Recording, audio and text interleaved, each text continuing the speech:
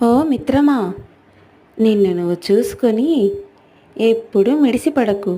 నీలాంటి నాలాంటి ఎంతోమందిని దేవుడు మట్టితో చేసి మట్టిలోనే కలిపేశాడు.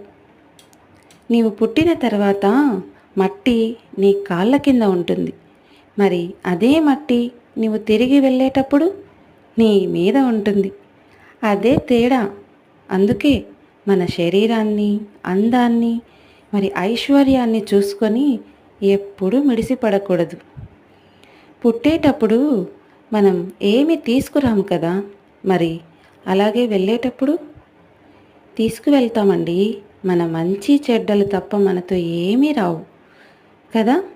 మనం చేసే మంచి పనులు, చెడ్డ పనులు కానీ మనం వెళ్ళిన తర్వాత మనల్ని గుర్తు చేస్తూ ఉంటాయి. అవునంటారా? కాదంటారా? మరి అందుకే మనము బతికి ఉన్నన్ని రోజులు మంచి పనులు చేస్తూ 10 మందికి ఉపయోగపడేలాగా బతుకుదామా? ఈ చెట్టులాగా చూడండి, స్వచ్ఛమైన గాలిని, మంచి ఫలాలని ఇస్తుంది.